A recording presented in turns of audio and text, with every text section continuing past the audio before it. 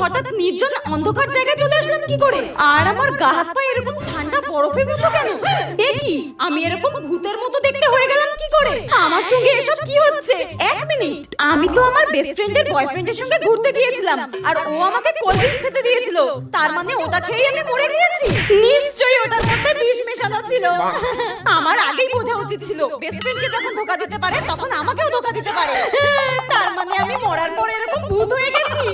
কিন্তু আমি তো নিজেই ভূতে ভীষণ ভয় পাই। এক মিনিট, আমি তো নিজেই ভূত হয়ে গেছি, তাহলে আমি কেন এখন ভূতকে দেখে ভয় পেতে যাব? মরেই যখন গেছি আর একবার যখন ভূত হয়েই গেছি, তাহলে কেন না মানুষদেরকে ভয় দেখানো যাক, কারণ এখন তো আমি এখানকার ভূতেদের রানী। তোর আগে থেকে আমরা 100 বছর ধরে এই গাছে রয়েছি, আর তুই একদিন এসে আমাদের ভূতেদের রানী হবি? দেব দেখবি সোজা তাল গাছে পাঠিয়ে। না না, আমি এখানে